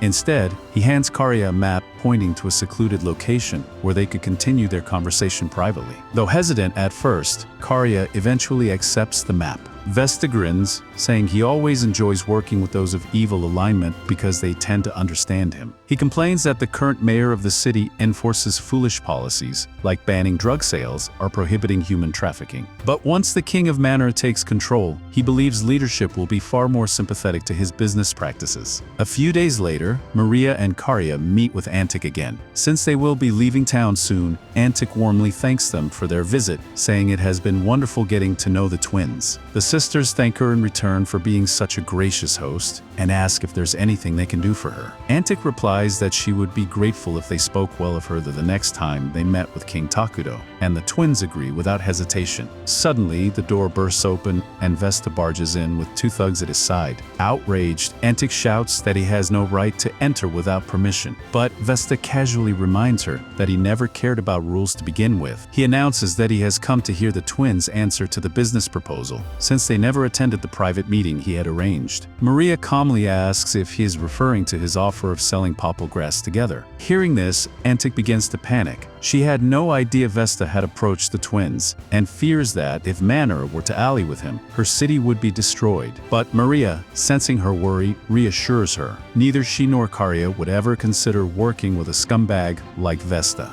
Their refusal to attend his meeting should have been more than enough for him to realize they were not interested. Karya then turns to Antic and respectfully asks if she may handle Vesta herself. Though she would normally avoid interfering in another city's affairs, she fears letting him go unchecked could cause greater harm, and they would hate to spark an international incident by acting without permission. Antic, however, is quick to grant her approval, explaining that Vesta has been a constant nuisance to the people of the city. At Maria and Karya's signal, the plague doctors step forward to confront Vesta. Yet, instead of looking worried, Vesta appears strangely confident. He reveals a small vial in his possession, a concentrated extract of the popple flower. He boasts that a single dose is enough to enslave anyone, reducing them to a mindless addict. Maria and Karya immediately recognize his intent. He plans to use the drug against them. Calmly but firmly, they ask him if he has truly thought this through. Though they may appear to be just two young girls, laying a hand on them would make him the enemy of the entire kingdom of Manora. Surely, King Takudo would not take kindly to such an insult. But in his arrogance, Vesta believes he can blackmail the king by enslaving the twins as his personal property. What he fails to consider, however, is the presence of the three loyal guardians standing directly in front of him. Vesta hands the vial of siren extract to his goons and orders them to seize the twins. But before they can even take a step forward, a sword suddenly goes flying across the room and lodges itself into the wall just inches from Vesta's head. He turns horrified, only to witness the gruesome fate his men have suffered. Meanwhile, back in Manora, Takudo enjoys a quiet cup of tea with Ao, feeling quite pleased with himself. He reflects on how wise it was to create those medics, as they have proven invaluable in protecting the twins. Curious, Emil asks why Takudo chose to send medics instead of simply dispatching a squad of trained warriors with Maria and Karya. Ao explains that the three plague doctors have an unusual fascination with humans and demi-humans. They love studying human biology, and while their knowledge makes them excellent healers, their obsession has a much darker side, because sometimes they also eat brains. That duality makes them absolutely terrifying when they decide to unleash their true nature. Back in Draen, the medics have just finished dismembering Vesta's goons with surgical precision. Now, in an almost childlike display of glee, they dance around the office holding up the flayed skins, delighted to add them to their growing collection. The sight causes Antic to collapse to her knees in sheer horror. But before she can fully break down, Maria approaches and gently comforts her, offering a calm presence amidst the nightmare. As for Vesta, his end is far from comforting. Trembling, he falls to the floor and begs for mercy. But Karya steps forward coldly, her voice steady with righteous fury. She tells him he has already gone too far. She had been willing to overlook his drug trafficking since it wasn't her concern. But by daring to threaten her and her sister, and worse, by insulting her glorious king, Takudo, he sealed his fate. With a commanding tone, Kariya orders the medics to kill him. They obey without hesitation. Minutes later, the 3 plague doctors are parading around the office, proudly cosplaying in Vesta's skin as though it were just another trophy. Antic is left speechless, her mind struggling to process the surreal horror she has just witnessed. Kariya turns to her politely and apologizes for making such a mess in her office. She even asks if she should cover the cleaning bill. Shaking nervously, Antic insists it's not necessary. When Kariya smiles warmly in gratitude, Antic realizes that expression is somehow even more terrifying than the sight of the medics wearing their grisly new suits. In that moment, she can't help but regret ever becoming the mayor of this city. But whether she likes it or not, this is her life now, and she'll just have to get used to it.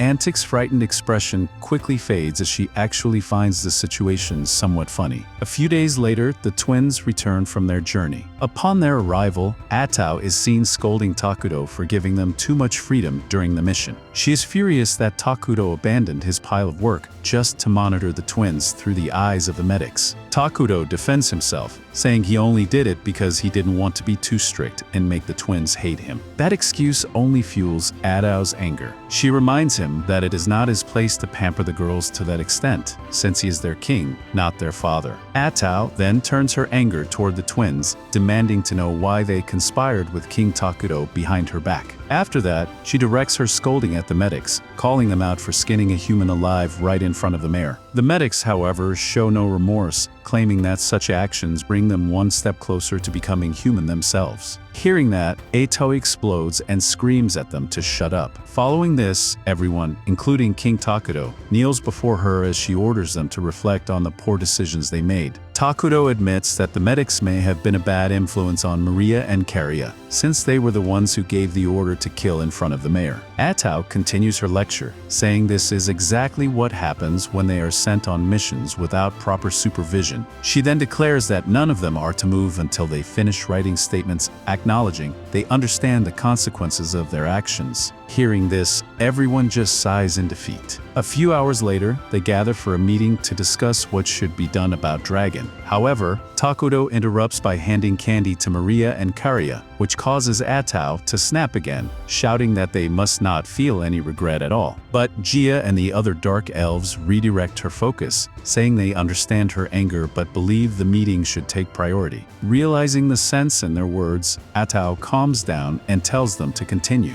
Moltar then speaks up, asking the twins if their investigation in Draen went exactly as written in the report. Kariya confirms, adding that King Takudo himself reviewed it, so she is certain it's accurate. Moltar looks it over and concludes that the city seems very unstable. Emily joins in, saying Draen lacks the resources to maintain proper order, which is why crime has been on the rise. From her perspective, it's only a matter of time before the city suffers a major disruption. Atao reviews the report as well and notes that, on top of everything, Draen is also facing outside attacks from barbarians. According to the report, the city is dealing with monsters such as goblins, orcs, and hill giants. Gia says the goblins and orcs aren't much of a problem, but the real issue lies with the hill giants. They've started appearing in groups near the city, and worse, their numbers seem to be steadily increasing every day. Atao asks what they mean by suddenly appear, but Moltar explains that the monsters don't literally materialize out of nowhere. It only seems that way to Dragon's people because of their weak detection abilities. Beastmen are known for their sharp senses when it comes to detecting approaching enemies, but Moltar guesses the ones in Draen aren't putting their abilities to use, likely because they're exhausted.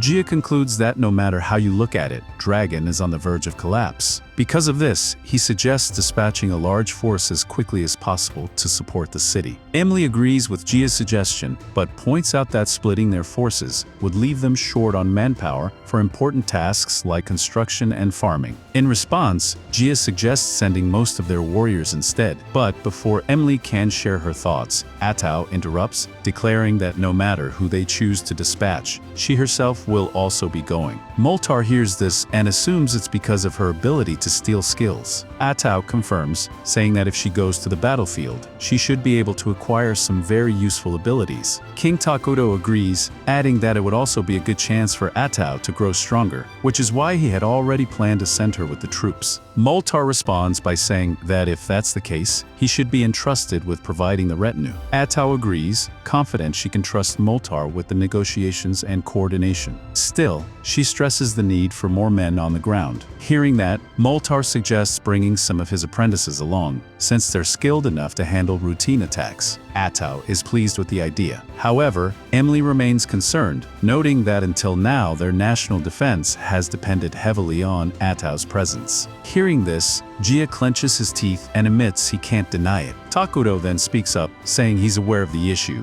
which is why they'll be creating a new hero, Isla, the new cornerstone of their defense. Everyone is shocked at the announcement. Moltar rises to commend King Takuto, calling it another brilliant decision. Emily agrees, saying Takuto must truly be wise to have anticipated the situation back when he first began production. Takuto admits that while the timing worked out perfectly, it wasn't the result of some master plan, it just happened by chance. The elves bow and respect at his honesty, but in that moment, Takuto realizes that as a king, sometimes pretending to be almighty is still necessary. Even so, he knows he made the right choice in allowing the Dark Elves to participate in these meetings. His current life is nothing like his past, when he had to carry the weight of every decision alone. Atau asks if he has anything more to add, and Takuto stands to declare that everything is perfect, just as they decided. The Dark Elves feel honored to receive praise from their king, and promise they will not let him down. A few hours later, everyone gathers outside, and Atau is especially excited. They're finally about to create the new hero. Takuto shares her excitement, admitting that although they had to ration heavily to secure the resources, it was completely worth it. Karia asks Takuto what kind of person the summoned hero will be. Takuto admits he has no idea, saying it will be a surprise he's looking forward to. After that, Takuto and Atau begin speaking telepathically. Takuto asks her what will happen with Isla. Atau replies that since Isla will be the very first hero they've summoned since arriving in this world, there's no way to predict her nature. She adds that if Isla rebels and tries to attack, she will protect Takuto with her life. As Takuto begins the summoning process, he continues telepathically, telling Atau not to risk her life. If Takuto were to lose her, he wouldn't be able to resummon her. A purple cloud forms and condenses into a cocoon, out of which Isla emerges. Atau isn't sure how Isla will react, though she believes the chances of hostility are slim. Isla appears in the form of a giant mantis, and the moment she rises, she unleashes a deafening roar, forcing Takuto and the others to keep their guard up. But then, Isla walks straight to Takuto and acknowledges him as her king. Thanking him for summoning her, she says she's overjoyed to serve Takuto once again. Excited, Takuto asks if she actually remembers him. Isla confirms, even calling him by name to prove it. Atau steps forward, demanding Isla vow to serve Takuto without rebellion. Isla simply pats Atau's head in a playful manner, saying she doesn't need to be so serious. Of course, she vows to serve King Takuto. She adds that the time she spent with him before arriving in this world has been etched into her very being. Hearing this is proof enough that Isla remembers him from before. She explains there's no way she could ever forget him, since he was the only one capable of drawing out her full power. After that, she asks Takuto to explain the current situation. Takuto takes her into the palace and gives her a full breakdown of everything that's happened. He admits there's still much she doesn't understand, but thanks to Atau, he's managed to get by. Atau blushes, saying she's only here because of him anyway. With that, Isla says she understands her role is to protect their nation. Takuto confirms, telling her she's their defense hero,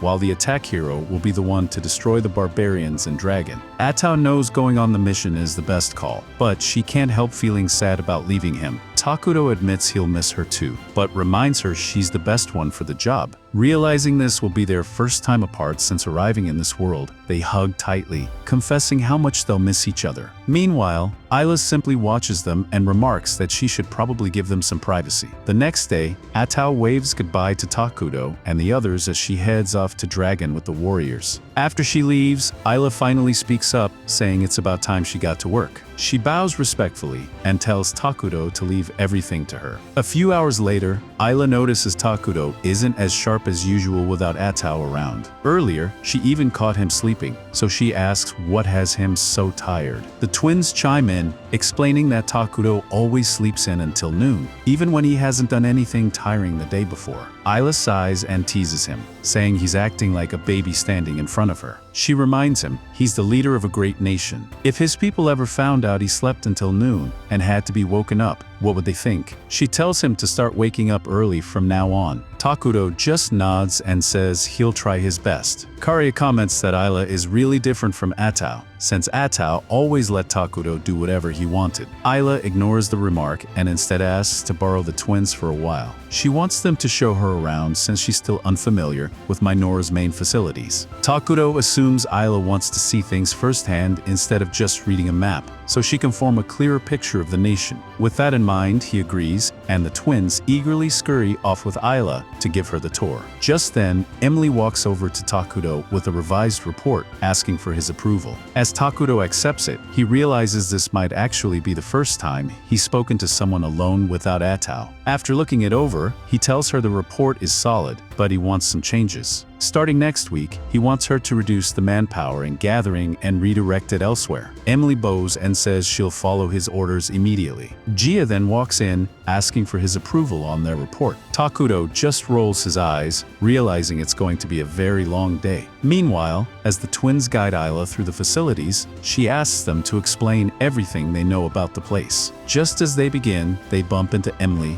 who's clearly upset. She complains that Gia has broken their training equipment again. It's been frustrating having to scrape together the budget to replace things each time. Isla just pats Emily's head and promises to scold Gia later. Judging by Emily's expression, she's definitely enjoying the head pats. At the training ground, Gia is once again showing off his strength, breaking everyone's weapons in a single slash. He turns on his team, scolding them for their sloppy form, saying they'll never be able to protect Minoru at this rate. That's when Isla suddenly appears behind him. She tells him to think twice before destroying the equipment. Gia apologizes and tries to explain himself, but Isla simply pats his head and says that forgetting himself so quickly just proves he's still a child. Embarrassed, Gia politely asks her to stop patting him, since it makes him look less intimidating in front of his soldiers. Suddenly, a loud banging sound echoes nearby. Isla stays alert and asks what it is, but the twins quickly run over to tell her it's just the signal for dinner. They all head to the dining area, where the dark elves are already gathered and eating. Some of them bring out a table and fine dishware for Isla to use since she outranks them, but she refuses. Instead, she sits on the floor and says she'll use the same dishware as everyone else. As a defense hero, she believes she can only do her job properly if she shares the same perspective as the people. Maria and Karia are moved by this. They run off for a bit and return with a special wooden plate they made themselves, offering it as a gift. Isla finds the gesture adorable, so she hugs them both and gives them head pats. The girls admit they were starting to feel jealous seeing everyone else get pats while they didn't. Later that night, Isla is on patrol when she hears someone crying. She goes to the door and finds Karia crying, with Maria trying to comfort her. Maria explains that Karia woke up from a bad dream. Isla praises Maria for being such a good big sister, then asks for details. The twins confess they often dream of their mother. Karia knows there's nothing she can do about what happened, but sometimes she can't help reliving those painful memories. Still, they reassure Isla not to worry, saying those dreams happen much less often now. Tonight was the first time in a long while. Isla gently comes up with an idea. From now on, she'll sleep beside them. That way, when they wake up, she'll be right there, and they won't have to be scared. She embraces them warmly, promising that she'll always be there for them. The next day, Isla reports to Takuto. After discussing with Emily, she recommends building a learning institute as their next project. Takuto agrees, adding that after that, they'll construct the living reeds. Isla notes that the forest terrain already gives the dark elves an advantage, and the cursed land strengthens all evil beings. Takuto agrees, saying that since they're not at war, there's no need to rush strengthening their defenses. Finally, Isla asks how things are going with Atao. Takuto smirks, saying she seems to be in a rather amusing situation. Using telepathy, he peers through Atao's eyes and sees she's just about to slaughter the barbarians.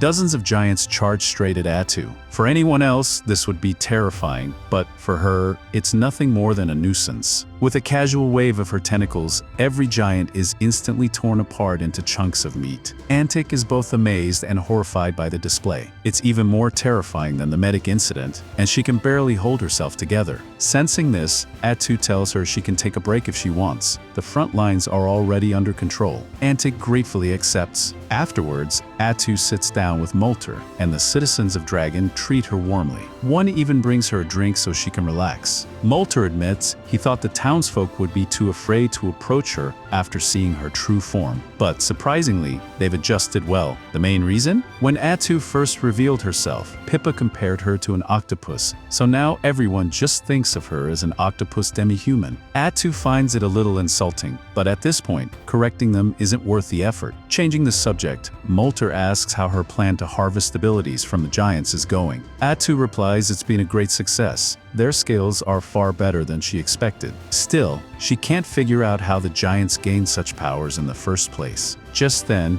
Attu senses something in the distance. A giant is approaching the city. This is one of the mysteries about the giants. No matter how hard they monitor, no one, not even Attu or Molter, can detect them until they're already too close. Moments later, Antic rushes in with news of the giant, but Attu calmly says there's no need to worry, she'll handle it herself. She dashes toward the battlefield before Antic can protest. Antic fears Attu is being reckless, but Molter reassures her. Something as weak as a hill giant could never defeat Attu. He suggests waiting, though he admits it'd be boring to just sit back. Molter joins in, pulling out his staff. Using his newly learned magic, he casts Land of Ruin, summoning a dark mist that buffs allies and weakens enemies. Attu appreciates the support and takes full advantage of it. She draws her sword, channels the stolen holy sword arts, and cleaves the giant clean in two. It's a routine victory until something strange happens. The giant's body vanishes, leaving behind a pile of gold coins. Shocked, Attu reports this to Takuto, who has no idea why such a thing would happen. This was never a mechanic in his Manera playthroughs. Molter is equally baffled. Not only has he never seen this phenomenon, but no one even recognizes the symbols stamped on the coins. Takuto then has an idea. He asks Attu to share her vision with him so he can examine the coins personally. After studying them closely, a memory clicks. These coins are identical to the currency from an RPG he once played, Brave Quest. Meanwhile, in the far north, the Saint and her knights march through a city recently destroyed by Ireno. As the knights investigate the ruins, their inspection is cut short. Every one of them suddenly has their brains blown out. The one responsible is Ireno herself, but this marks the 17th time the Saint has faced her,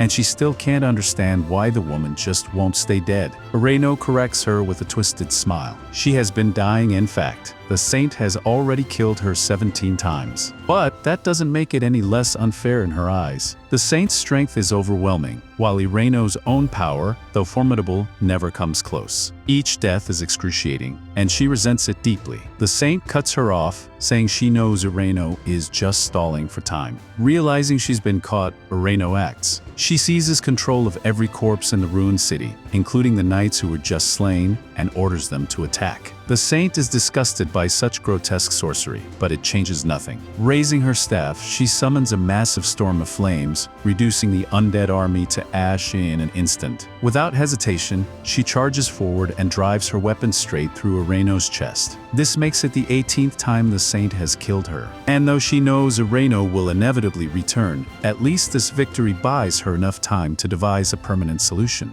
Meanwhile, back in Draen, panic spreads through the guards. A massive army of giants has appeared near the city, far more than anyone has ever seen gathered in one place. By now, Takuto has pieced things together. The attackers must have come from the world of Brave Quest. In that game, encounters are randomly generated, which explains why there were never any warning signs before the giants appeared. Isla had considered the possibility of encountering enemies brought into this world the same way they were, but she never imagined they'd come from a completely different genre of game. The system of Eternal Nations is very different from Brave Quest, but Takuto has experience with both, giving him a decisive advantage. Up on a nearby cliff, the masterminds behind the attack Flamen and Ice Rock watched the chaos unfold. They were granted complete freedom to do whatever it takes to conquer this land in the name of their demon lord. Their arrival in this world was fortunate. All the goblins and giants immediately flocked to their banner, swelling their demon army with overwhelming numbers. But Ice Rock hesitates. They had devoted their entire lives to conquering Brave Quest. Should they really abandon that mission to start over in this new world? Flamen, however, isn't one for deep thoughts. He dismisses the concern, saying the only thing that matters is carrying out the Demon Lord's will. With that, the two prepare to unleash their forces on Draen, intent on drowning the land in despair. All the monsters charge at Ice Rock's command, and he asks Flamen if he'll be joining the battle as well. But Flamen says he'd rather sit this one out so that Ice Rock can have the honor of leading. Ice Rock thanks him,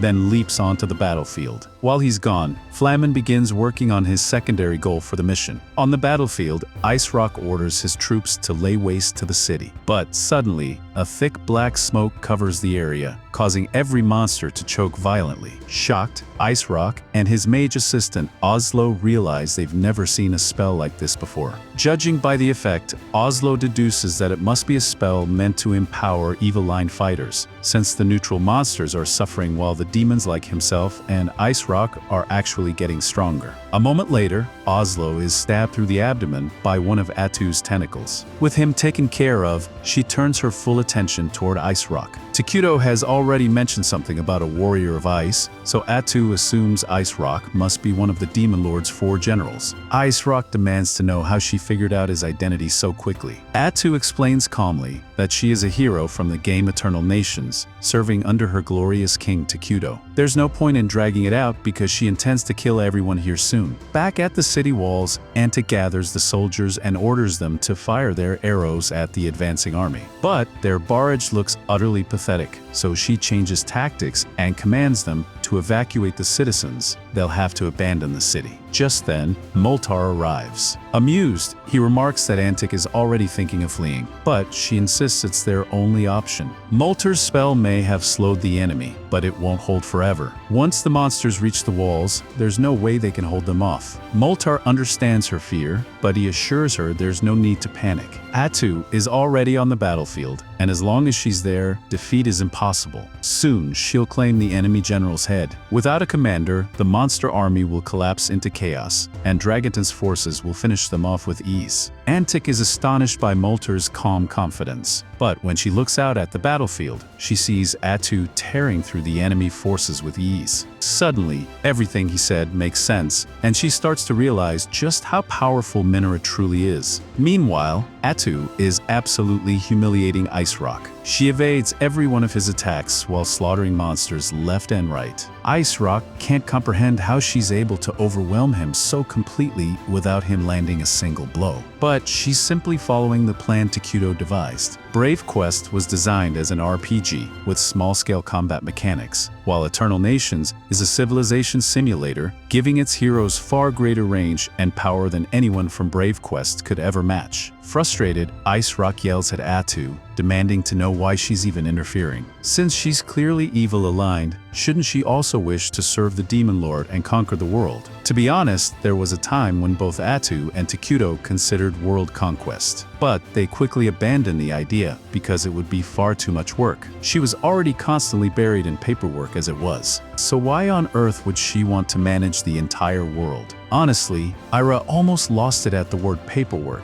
because she didn't even know that was a thing. She asked Ice Rock how they expected to run the world once it was conquered. Then she joked that Ice Rock must have been one of those RPG characters. No one bothered giving a proper backstory. Ice Rock had no idea what she meant by RPG. So Ira tried jogging his memory, reminding him of all the countless times he must have died at the hands of the game's hero. After all, he was nothing more than a mid-level boss. She mocked him, saying it must suck to exist solely to be defeated. And while she'd love to say she understood how he felt, she couldn't relate to a loser like him. All the while, she was effortlessly parrying Ice Rock's attacks. Enraged, he declared that he would crush all who opposed his mighty demon king. But Ira laughed and told him the only true ruler here was Takuto, the king of Minora. She saw him charging up an attack and thought he was foolish for believing he could hit her with such a telegraphed move. However, when she tried to move away, she realized her feet had been frozen in place by Ice Rock's frost. She hadn't prepared for that at all, leaving her vulnerable as his axe came down. The strike did heavy damage, and Ice Rock felt proud of himself. But only a moment later, Ara got back up and killed him instantly. She felt ashamed that a weakling like him had managed to injure her, though her wounds healed almost instantly, so it wasn't a big deal. Still, she complained about how unfair Ice Rock's attack had been. How was she supposed to dodge a strike that froze her in place beforehand? After stealing his skill, she realized it was literally a guaranteed hit, meaning there was nothing she could have done. Anyway, it was time for her to give her report to Takudo. But when she tried contacting him, to her horror she realized something was terribly wrong. Enemies had gathered around Minora.